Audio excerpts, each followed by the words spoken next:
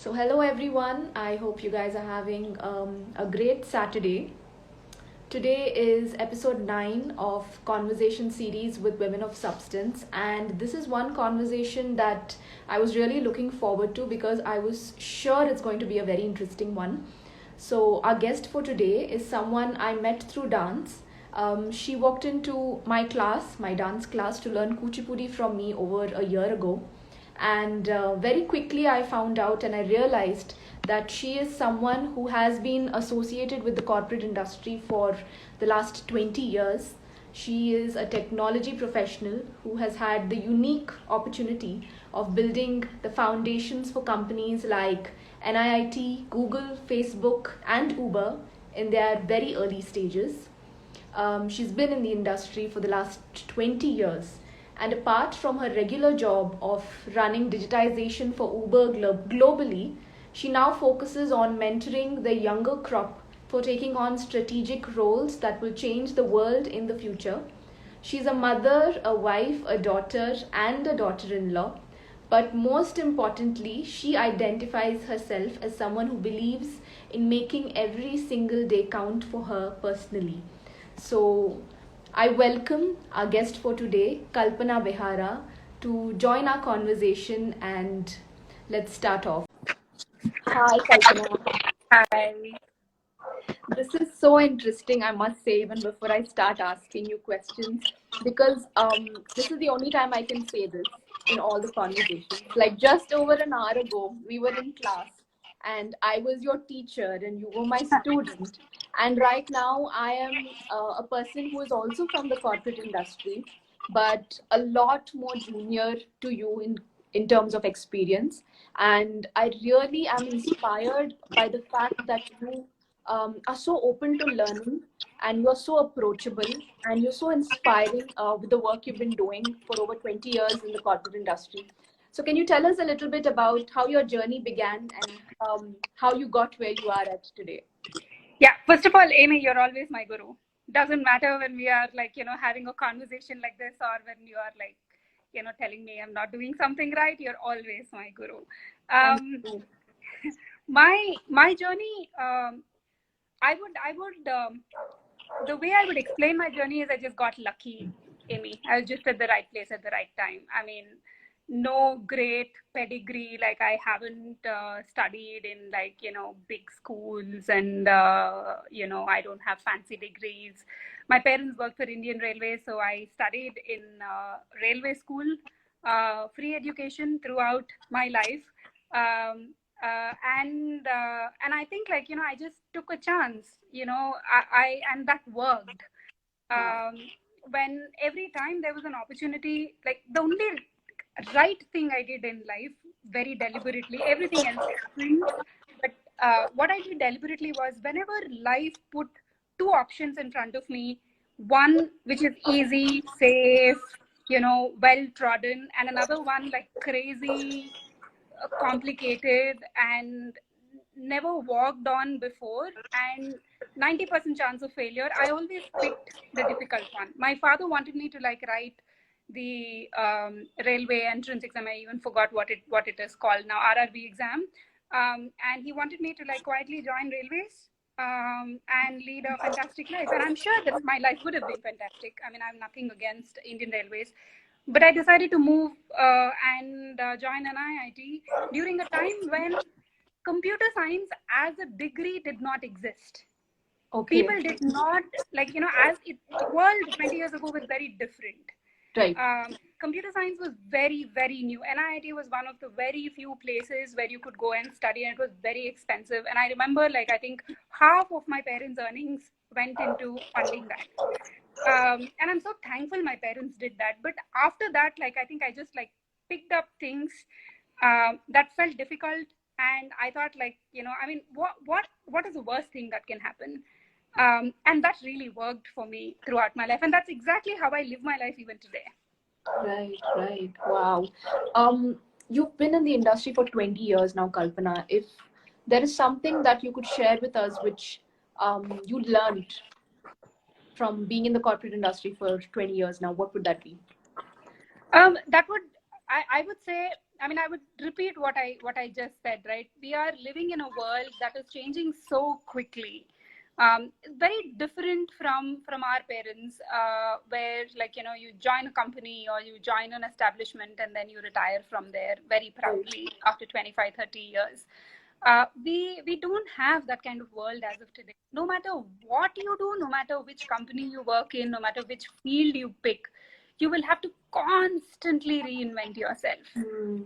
The day you stop reinventing, your career has plateaued. Um, the problem with plateauing careers is we are at a stage where there is so much talent Yeah. outside in the market Yeah. that the company need not tolerate someone who's plateauing. So Correct. you're out.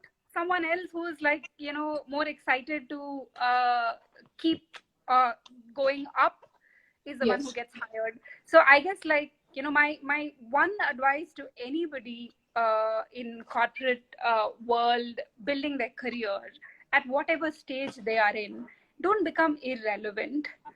There's nothing called super specialization. You super specialize for a while, Right. then you start over again, and mentally be prepared for that. And I think this is true for any field, not just corporate. Like doctors today, Yeah. right? Like, they can't say, you know, I have a degree 10 years ago and I will not learn. You have to learn every day. You have to reinvent yourself. Right, right. And just taking from what you said, Kalpana, it's such a dynamic industry and a dynamic world that we're living in now. And being a leader, being in a leadership role in a corporate adds on a lot more to your responsibility than just your job. So, how do you handle that? And what is your take on being a leader in the corporate industry in 2020?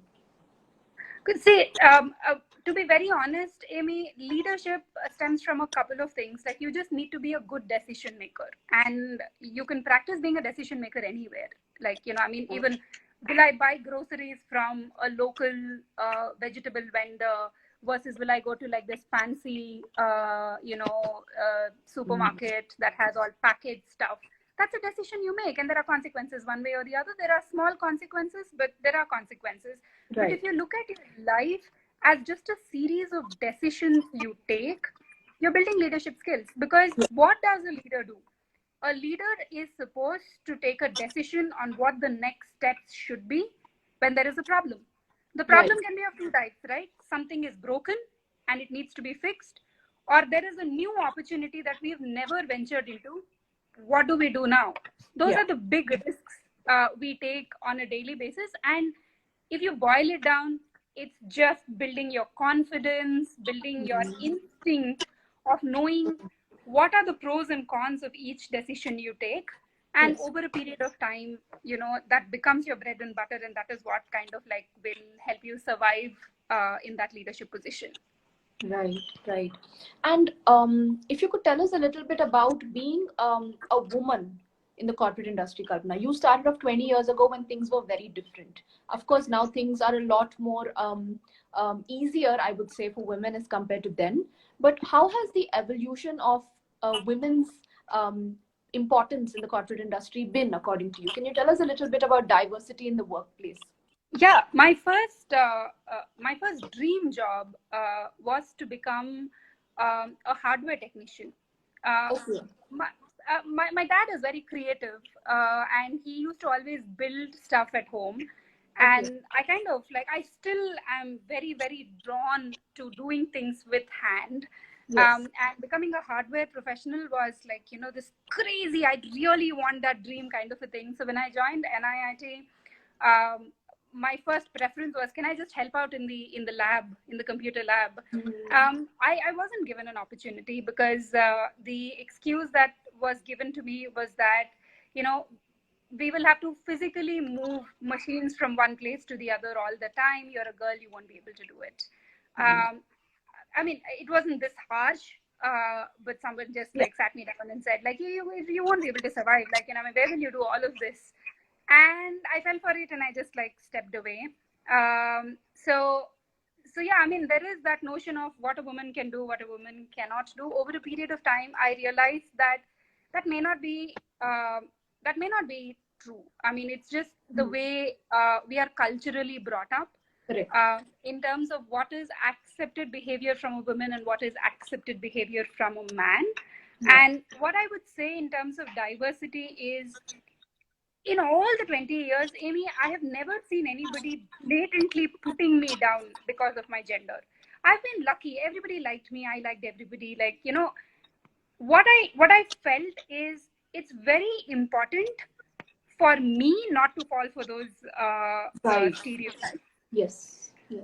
When I joined Uber, I realized that the job was 50 times harder than any work that I have ever done, because it is growing so fast, Yeah. and it is transporting human beings from one place to another. So the concept of safety, and one trip going wrong and something bad happening to a person is just like, so it bears down on you, so you can't take your eyes off at all. And in initial stages, Right. you have very few people working in the company. So, Right. so I realize that there are two ways, right? I can simply say, hey, I have too many responsibilities, like this job is too tough for me, or Yeah. come back home and discuss with family and say, listen, this is going to be like this. I want to do it for 2 years. I won't be available. What can you do, and what's the middle ground? And it's very surprising that, many families that I know of, where I mentor girls to like actually sit down and have a conversation, I don't think families have a lot of problem if it's communicated well. So that's the Correct. first thing.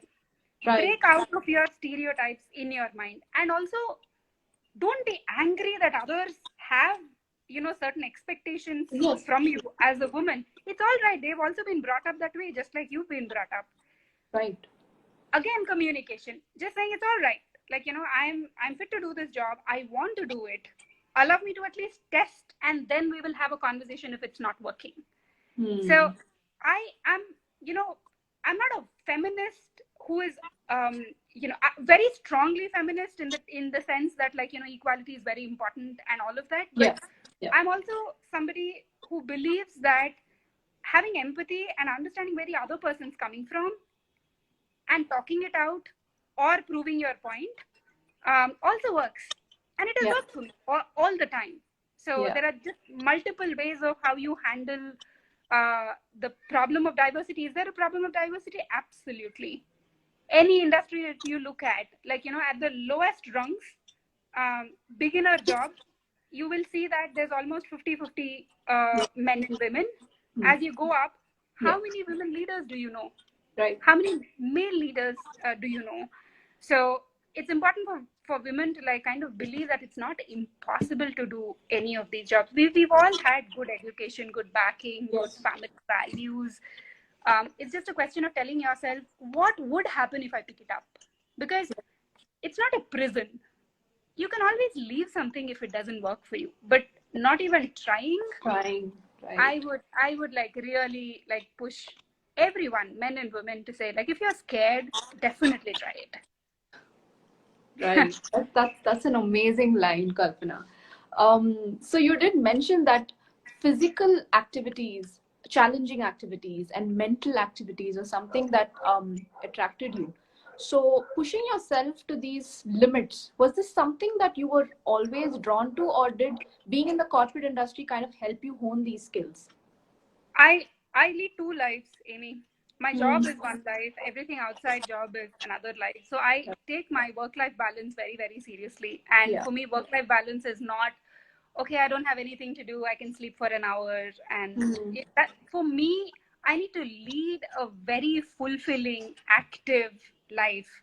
And it's very selfish for me, right? When I go for my workouts, I'm not doing it for my family. Yeah. I'm doing it for myself. That 1 hour is the most selfish time that I have, and I enjoy Yeah. it. Yeah. And I really enjoy it. And my hobbies, um, I mean, they keep me connected to the world more than, Right. see, when I joined dance. Mm-hmm. You know this really well. I'm not here to become like the world famous dancer. I just got introduced to a community that was feeding my soul. And Yeah. my classmates, on an average, are 6 to 10 year olds. I'm not even interacting with people my age. But the Exactly. amount of perspective, learning, bullying sometimes that I'm learning to deal with is just amazing. Why would I trade that for anything in the world? So no, it's not the corporate life that makes me do things. It's just me wanting to do those things. Right, right. Wow.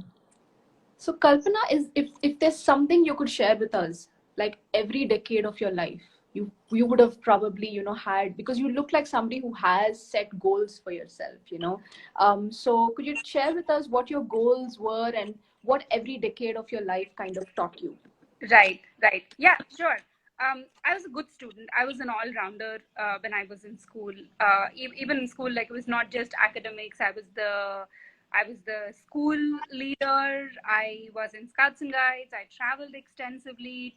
Royally took advantage of the fact that my parents are in Indian Railways. Have been a very controlling elder sister for my brother. So it, like this obsession of doing a lot of things has always been there with me since I was a child. Up until I completed my education, I was really focused in my uh, my academics and my extracurriculars, giving completely equal weightage to both. So that was up until my 20s. My 20s is when I had a job, and I also got married very early. So you know getting married, having my child, all of that happened in my early 20s. So 20s for me was, I think I just made the most fool of myself, like Right. ever, because yeah, there are life suddenly opens up things, right? You suddenly Yeah. have salary to spend. No one trains you what the hell do you do with that money in your hand. Exactly. No one tells you, and you end up making mistakes, like you spend all of your money in 10 days, and then you're like, Yeah. oh, I'm like, what do I do now? Or you go to the other extreme, you want to like buy your car, house, and whatever, and like become really stingy and not go out. And I would say pretty much everything I did, I would do differently now, but it was fun. I mean, it's just life suddenly opening so many doors, Mm-hmm. and you having no clue how to handle all of them. So it's zero experience, but also, you're still young, you have friends, and like, there's so much excitement. There's so many firsts happening in our life. So 20s was more innocent, Right. and also kind of, I never looked at myself as above anybody else or somebody who could add to something else, right? You Yeah. do a mistake at work, your manager like looks at you sternly, you treat them like your mother or father, like you just Yeah. like put your head down and like Yeah. feel bad why you did what you did. And that was 20s. 30s was amazing. It was amazing because by 30s, I feel like people have much stronger identity of who they are. You're no longer that lost soul Yeah. who's running from like one door to another. Yeah. By then, you have some amount of savings. So you kind of financially also are in a slightly different zone. And that is when you truly like put down your advance for buying a house, or taking bigger financial risks. You also start taking decisions. I mean, if people are married and have children, you start thinking of where do you want them to study. So it kind of, you start thinking long term. Yeah. um, but still young at heart, you're still like newly married. uh, I was 10 years married by then, but like generally, like Yeah. typically an average person is still newly married, and you travel and you can afford travel. So 30s was awesome. When I hit my 40s, I realized, you know it really gets better every decade, because what I have now, I feel like I have a lot of confidence in what I have achieved and what I can do in future. So you Yeah. almost feel like you've arrived in life. Your career peaks. Mm-hmm. So late 30s, early 40s is when you're probably at your highest in terms of professional achievements. Um, the financial fear is almost gone, Yeah. because by then you're really settled. You've invested. Those investments start paying results. husband contributes, and like, you start thinking about truly yourself.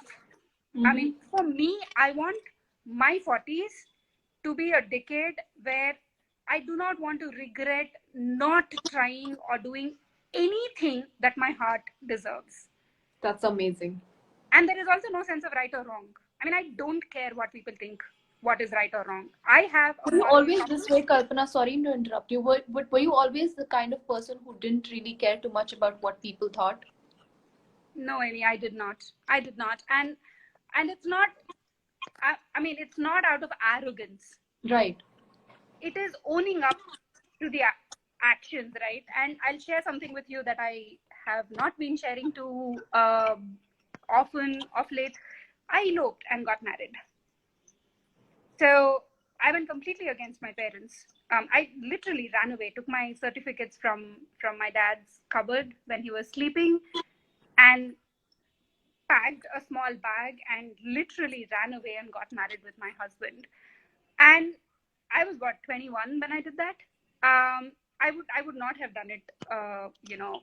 Now when I think of it, like, better ways of doing it. But anyway, that's what I did. And once you take that decision, the decision is yours to own. Good, bad, ugly, you have to make your life. I think that kind of made me grow up a little faster, because you cannot run to mommy and daddy when you have an issue, because like No. you've chosen to be on Yeah. your own. Yeah. So I guess that is what taught me to own up to my actions. Now when you own up to your actions, it really doesn't matter what people say. I mean, people said all sorts of things. How did it impact me? Zilch.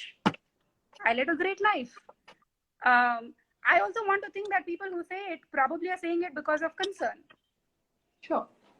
I mean, it sounds harsh, but yeah, I mean, I married someone who's not of my religion, not of my language, not of the region I come from, like zero commonality. Obviously, like, my parents also would be worried. So, I mean, my job is to prove them wrong and respect their concern and forget about the negativity. Negativity never stays. It will stay only if you acknowledge it. If you ignore it, even people who are most bitter, they turn around or they disappear from your life. So why worry about people? Oh, it's such a positive way of looking at things, Kalpana. But I'm still very curious to know how you handle bad days, because everybody How do has I? bad days. Oh yeah. That's actually a very good question. So this is what I've understood. Maybe at least I go through a cyclical pattern of good and bad, right? Like, there are good days. When there are good days, after a peak, you will come down. There are going to Yeah. be bad days. Yeah. And after bad days, there are going to be good days. So it's like falling sick, right? You are Mm-hmm. going to fall sick at some point in time, but you're not going to be sick for the rest of your life. Your Right. health will pick up. Right. What I do, Amy, is I just tell myself to hang in there. Mm. I Because it will pass. It will pass. And if I have a bad day at work, I try to clear off my meetings and not get involved as much as possible, because it's not going to be productive. I'll say things that are not right. Yeah. Somebody says something, I'll get hurt. I'm just not in the right state of mind. Right. And if I just allow myself that 2 weeks of just not, avoiding things, Yeah. um, it will pass and everything magically comes back to it. I sometimes feel like the bad days we have is probably the brain telling us that it's exhausted, it is done, it Yeah. cannot cope with anything. Give it a bit of rest, it bounces back. It always bounces back. And Right. in relationships, what I have learned is, because I live with my parents-in-law, I've always lived Yeah. with my mother-in-law. It's a difficult relationship, but the way we have learned to deal with it is, emotions are real and we are human. We will get angry, we will get frustrated. It's all right to communicate, but immediately how you react after you have an outburst is what determines where that relationship will go. So the code we have is, if I'm angry, if my mother-in-law realizes that I'm not in the right state of mind, she goes silent. She's still angry, she's seething from inside. We just take a break from each other for a day or two. And then life goes on. And I always go and apologize. Always. Like, I just eat my ego. I tell myself it's all right. Wow. Because she's elder to me. Yes. She's done a lot of amazing things for my life. It's all right. I'm not going to become a small person if I actually fall on her feet and say, I'm sorry. And we move on. We quickly move on. So we've had like really big, ugly fights, but it always kind of moves on. So bad days are short and they don't last. How you react to it is what will determine a lot of your relationships and your peace of mind, Right. both professionally and personally. Yeah, that's some great advice, Kalpana. And the fact that you're being so honest about your answers is, I think, going to benefit a lot of our viewers, because dealing with work-life balance is something that doesn't come easily to a lot of people, especially women, because there's always this guilt that's hanging on women's head. We're not doing enough for the family, we're spending too much time on ourselves, we're taking too much time to take care of ourselves, but it's okay and it's important. Yeah. Kalpana, I know that you have a beautiful son and you share a wonderful relationship with him. So, can you tell us a little bit about being a mother? Yeah, it's amazing being a mom because you get to control your, I don't know. It's just the power equation. But no, I'm kidding. I'll tell you what freaks me out, Amy, and in fact, like, my fear is what kind of defined my parenting attitude. You know, we talk about like diversity and all of that, and gender discrimination only in the context of work, or most of the time in the context of work. Mm-hmm.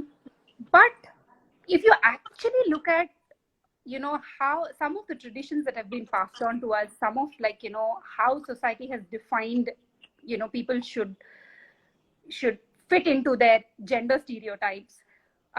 I feel like having a boy is a very scary responsibility. Like, how my son treats every woman in his life is directly, as a direct reflection of how I brought him up. Yeah. I may be like exaggerating, but this is completely how I think.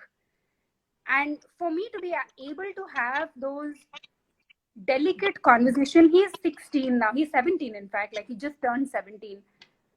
Just saying there is consent, you must be very aware of. There is a way in which you should talk to a lady. And again, like, it's not, I mean, treat the person as an equal.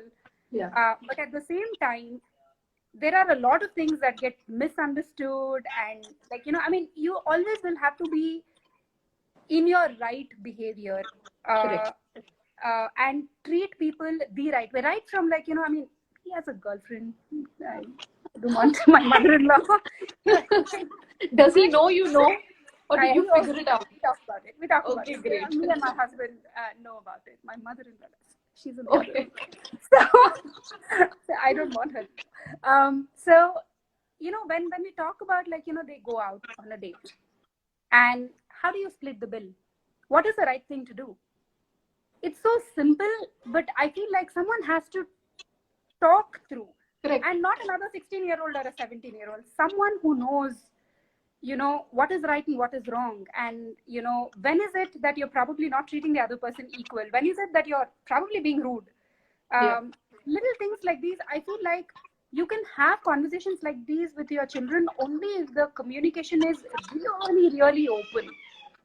True. And open communication doesn't happen overnight. Like, I can't, wake up one day and say, hey, like, we are now going to talk very openly about everything in your life. It has to be, like, right from childhood, like, little things like, my son does something wrong, he will lie to me. He will lie to me because he thinks I will shout at him. Now, how do I teach him that you don't have to lie? Right. Even if you've taken a poor judgment call, he can talk about it. And I can tell you how to avoid it in future.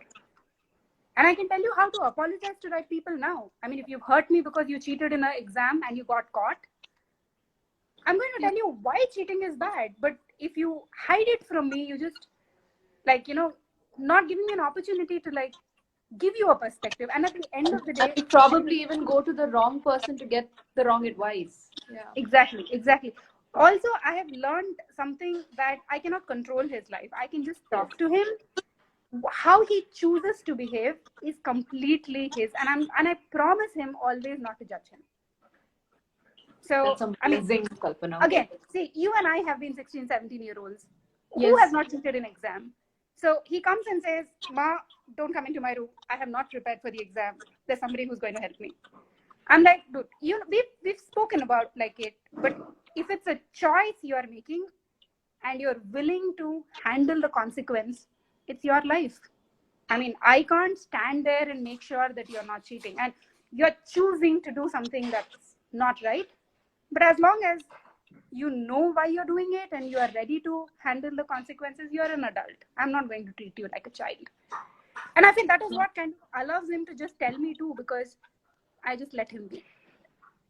That's some amazing advice on parenting, Kalpana. Thank you so much for that. But I also know that you interact a lot with the younger generation in your office. So, is there something that you have learned from the younger generation? Oh, yeah. I mean, I'm telling you, right? Like in a dance class, I interact with 10-year-olds. Of course, I yes. learn even from them. Yes. See, I mean, every individual is very uniquely built. Their mind is very differently wired. You and I may look at the exact same thing at the exact same time. How your brain is processing it is very different from how my Absolutely. brain is processed.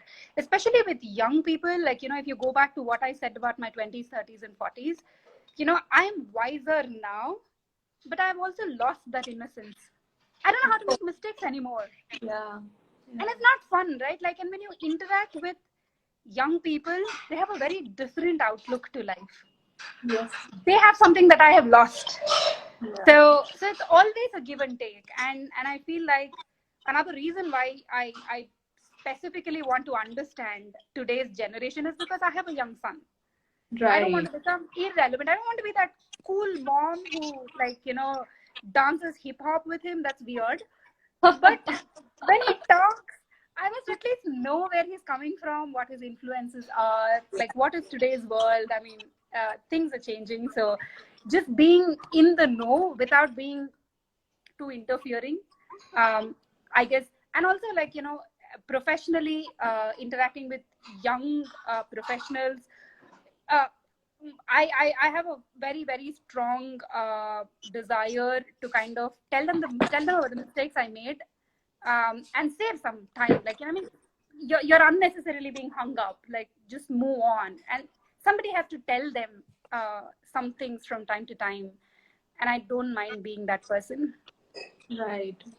Kalpana, this is a question that I actually didn't think of asking you, but I really want to ask you this as someone who is a lot junior to you in terms of experience in the corporate industry. I reached a point in life when I didn't want to work in the corporate industry anymore. I just wanted to quit. And the reason was because I just wasn't getting along with my manager. Like, I just wasn't, and I didn't know how to deal with it.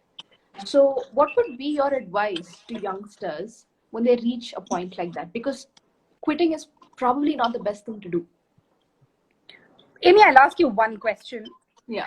Can you say that you have had an open conversation with your manager, that what they do or say or what you think they do bothers you, and why it bothers you, and if there is an opportunity to bridge that gap? Have you had that conversation without any judgment? Like, escalation is one thing.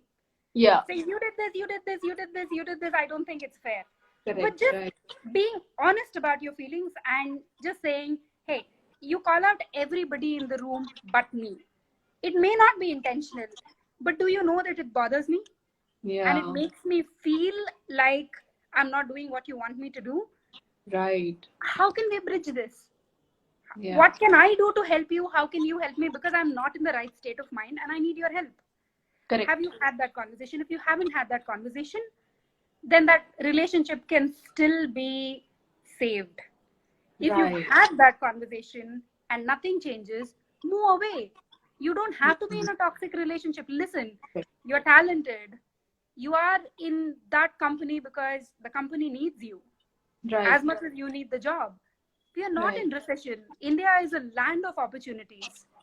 Don't be afraid to like just move out of a toxic relationship if you have to, but have the courage to have a very honest conversation. What I True. realize is people will react negatively if you question their actions.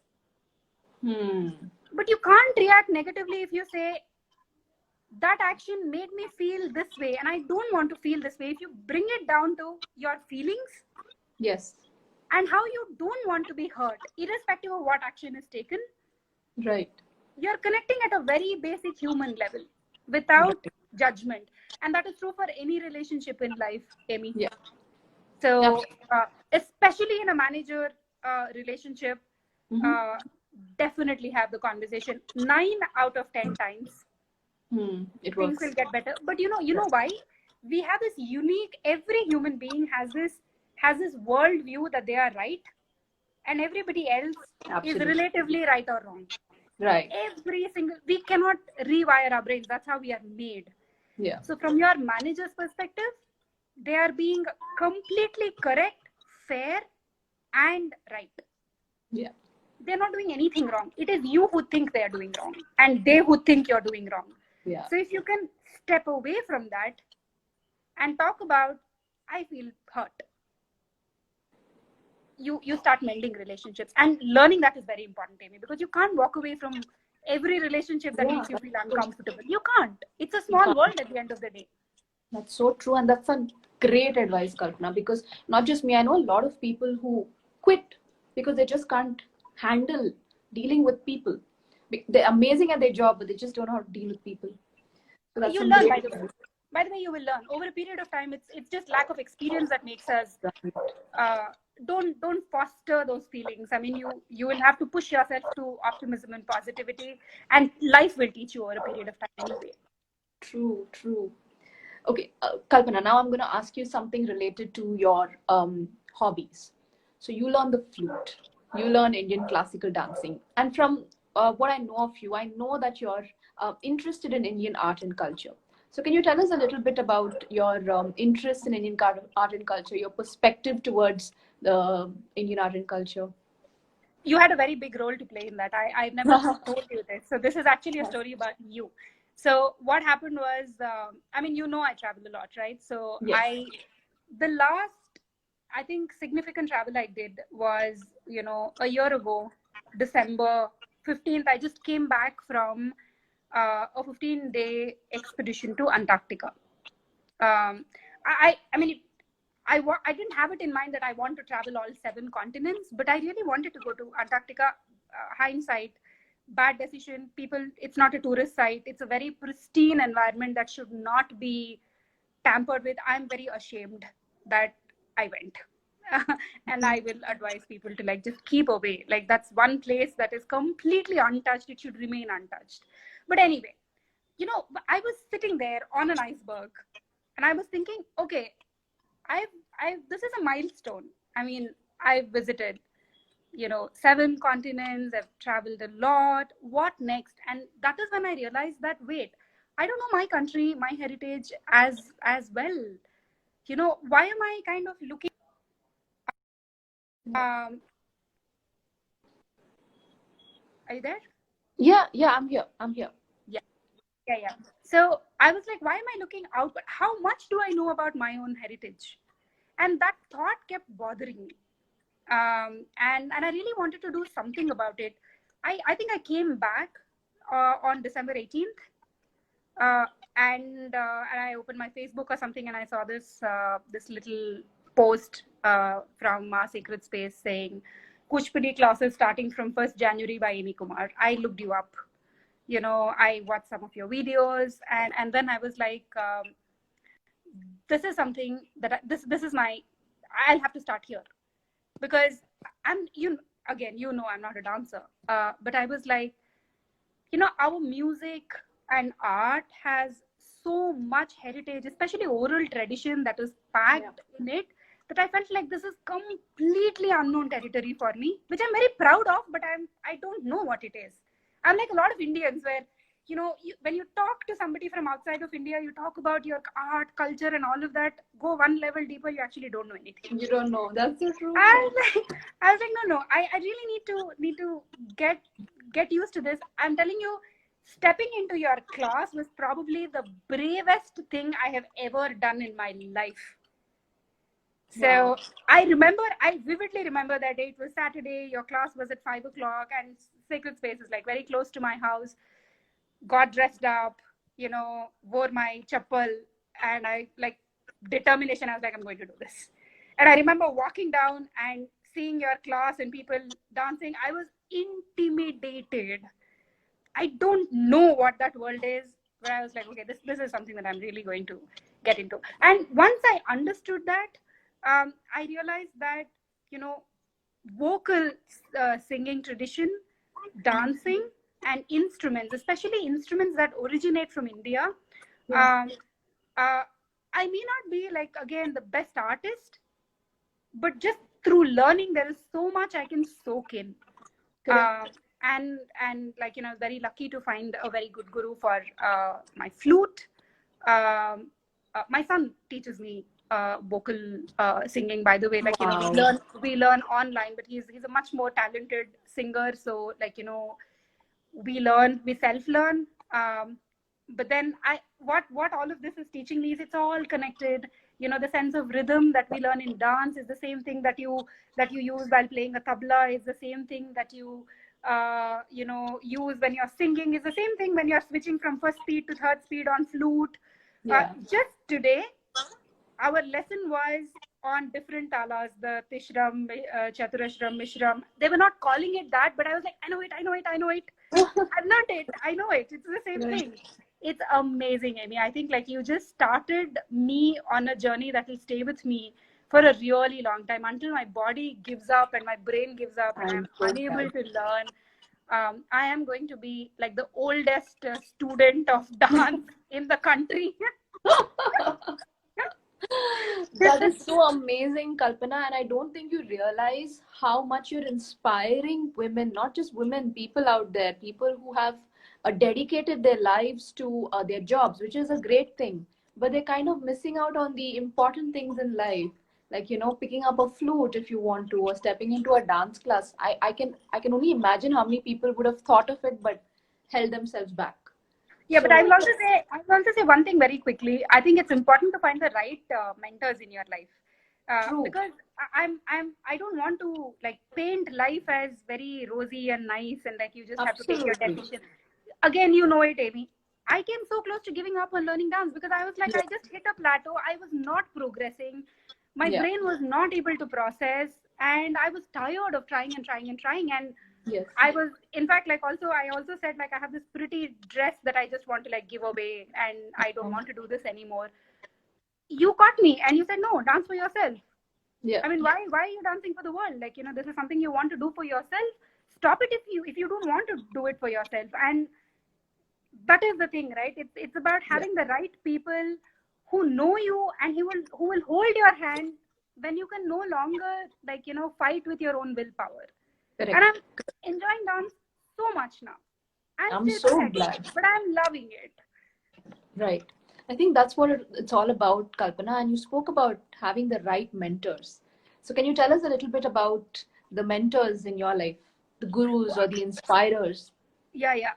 I have always like, I've always believed in having a mentor no matter what I do. Yes. Even for my hobbies, by the way, like, I go to the gym. I know my routine, but I always have a trainer. I have a trainer because I'm kind of person who feels very happy when I impress, someone. Right. So when I go to the gym on time and like, I'm always trying to say my instructor noticed that I was on time. So Right. it's little joys like that, but mentorship in pretty much everything. And the way I pick my mentors is for every aspect in life, there is someone who does it better and more gracefully than you can ever do. Hmm. Immediately reach out to them and make sure that you build that equation and build that connection and nurture that connection, so that tomorrow you need advice, Yeah. you can go to the person and ask. Correct. So don't, I mean, I would say like mentorship, asking for mentorship is an art. You just don't reach out to somebody and say, be my mentor. What will the other person say? Of course. And what will you say next? You'll say, okay, I will come back to you, and you will never go back to them. And it's a wasted opportunity. It's Correct. building that friendship that is important. Yes. You can Yes. always go back to that person and say, I have a question. I need your perspective. But always having a group of people that you can go back, a combination of people who know you really well and see through the nonsense you're talking, and also people who don't know you very well and will give you Yeah. objective, like, objective feedback. It's a combination. This is one thing I'm teaching my son, very, very, in a very focused way. I mean, if like he's preparing for his law entrance, Okay. and how do you prepare for an entrance exam? Yeah, I can tell him how to prepare for an entrance exam, but I introduce him to people who've done things differently or done things better or worse, Mm-hmm. and I leave him to have a conversation with them. And what I make him do is write down 3 questions you want to ask them. Think, write it down, and then go and tell them, I have 3 questions to ask you. That will change your perspective. So mentorship has to be very deliberate. The trick is in writing down the 3 things you want to ask. Yep. Yep. You're filled with, the world is filled with people who can teach you. True, and that is such an amazing point, Kalpana, because I know a lot of people who just don't know how to ask questions. Like they will walk up to you and they'll say they want you to be their mentor, but they don't have a dialogue, they don't have a conversation. So that's just a wasted opportunity, like you said. So asking the right questions and overcoming your internal fears is so important. So if there is a piece of advice, Kalpana, you could give to youngsters today, especially since we're going through such a rough year and a lot of people have lost their jobs as well, and it's a tough situation, and today also being World Mental Health Day, is there any advice that you'd like Yeah. to share? A couple of Kalpana, I can't hear you. Your audio Your is. Yeah, can you hear me now? I can hear you now. Yeah. So I depends on how young. I would say, like, I mean, let's start from like people 20 years and above, right? Yeah. Always remember to have savings. Mhm. I mean, I'm not doing a job in Indian Railways like my parents have done, and like, for them there is the job security is at a level that we cannot even imagine. You will be Right. between jobs. It may be because of a pandemic. It may be because of a bad boss. It can be because of, like, so many reasons. Any reason, you never know. Save. And how much should you save? You should save how much ever money you will need to survive for 1 year with the same lifestyle, without compromising on your lifestyle. If you like watching a movie once a month, even when you don't have a job, you should be able to watch a movie once a month. So calculate how much your lifestyle and your needs will cover for a year. Kalpana, your audio is not very clear. Uh, Yeah, now it's fine. okay. So I'm saying that calculate how much you will need to survive for a year without making any lifestyle adjustments. Yeah. That has to be the amount of money you should always have in your bank. You talk about mental health, it starts from there. True. People who lose jobs get very, very, very worried when they don't have that backup. Yep. It takes a while to save that amount. I'm not saying you can do it in a year. How can you save 1 year's worth of expenses in 1 year? Yeah. It takes a couple of years, but being conscious of it right from the beginning Yes. is the first step you can control. Yes. Typically, people are in between jobs for anywhere between 3 to 9 months. Yes. The worst is 9 months, 10 months, but you will get into some job or the other. So you will have to make sure that you are taken care of for that amount of time. Yes. Especially important when you have commitments, like you have EMIs to pay. Yes. Always ask yourself, what will happen if I don't have a job? Yep. Now, what happens then is, when you do really lose your job, you've always thought through plan B and plan C. Correct. So that kind of, you're just not jumping off a cliff, and life does not take you on a surprise. Always plan for the worst. Yeah. and work towards not getting into that situation, but always plan for the worst. Life is always going to give you a kick when you least expect it. The more prepared you are, the better. And especially when you're in between jobs, it's not the end of the world. It's really not the end of the world. Like, I would say there are some things that we should learn from the West sometimes. You know, people take gap years. They just like leave their job for a year, save up, and go travel the world. You know, they probably backpack, like very cheap travel, but 1 year. I mean, imagine how much richer your life will become when you allow yourself those experiences. Tell me one person that we know of who has the guts to do that. We can't, because we are so afraid all the time. Yeah. But if you have that financial savings as a cover behind you, it's all right to take a risk once a while. And when you lose a job, look at it positively. Life is giving you an opportunity to do something that you would have never done. Correct. You know, go travel, pick up a hobby, learn a language, like sleep. If you haven't had a chance to sleep properly, Exactly. all right. Yeah. It's not the end of the world. Give some interviews, build network. People do not understand. Like, today you may be talking about young kids in jobs. Just now, these young kids are going to become big shots tomorrow. Correct. Every person you meet in your life has a potential of bailing you out sometime in future. Be So nice. true. Be nice, which is why do not burn bridges, because you will never know when you can fall back on one of them. That is killer advice, Kalpana. I swear. That is so true and that is so amazing. I don't think it's only for youngsters, I think it's for everyone. So thank you so much for that. And you spoke about travel. And I know that you've traveled extensively all over the world. So if I could ask you which would be your favorite city in the world and why? So I had answers to this when I was traveling, when I was new to traveling, because like you see a new country, you're like, you know, your mind is blown and you're like, oh my god, I can't believe I'm here. You know, when you travel a lot, and I think I've traveled to about 74, 75 countries now. And when you Wow. travel so Really? much, 75 countries? yeah, but the entire world looks the same, Amy. Like, you know, I mean, Europe is one blob for me. Like, I honestly will not know if I'm in London or if I'm in Amsterdam or if I'm in Prague, because the architecture is similar. They've had common history. They've been ruled by similar dynasties.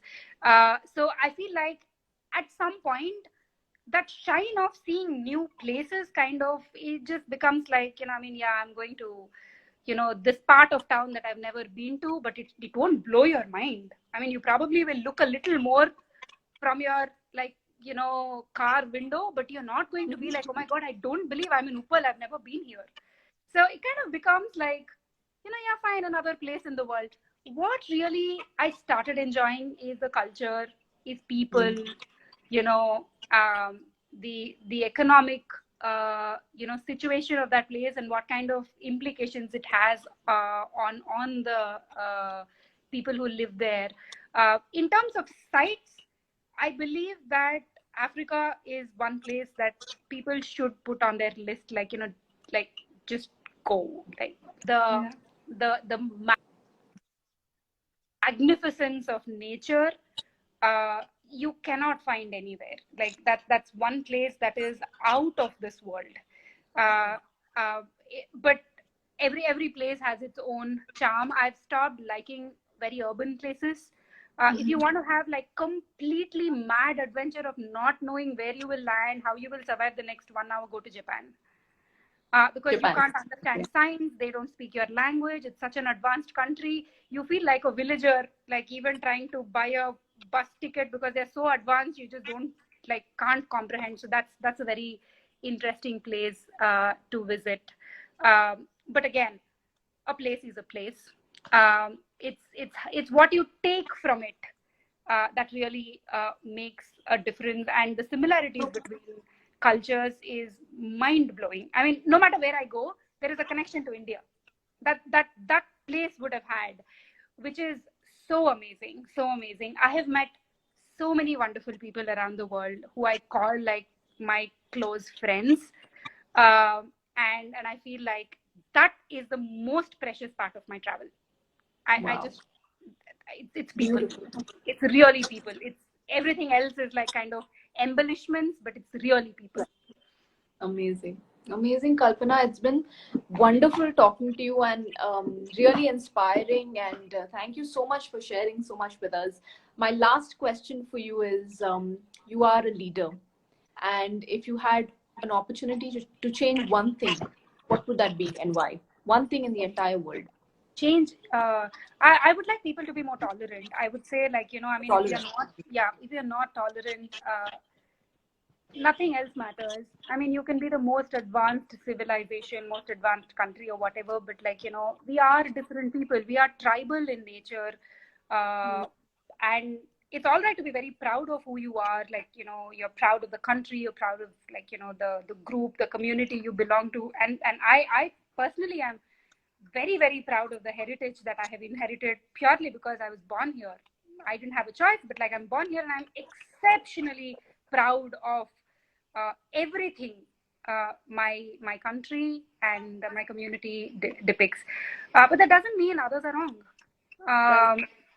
Again, it's that thing of like, I think I'm right, everybody else is wrong. If we can just step away from that and enjoy the difference and understand where those differences stem from, I feel that would be my. I there? I there? Yeah, Yeah, yeah. I just missed can you that. hear me now? I can hear you Yeah, now. I just said like tolerance. I think we are becoming a very intolerant world, Yes. um, and that's not good at all. I mean, it just makes me very sad. I think that's a fantastic note to end our conversation on, Kalpana. Thank you so much for being a part of the series, and I look forward to meeting you tomorrow in our class. And have a I will great practice night. my Thank you lesson. so much. Thank you. Yes, yes. Thank you so much. Thanks for having me. Bye.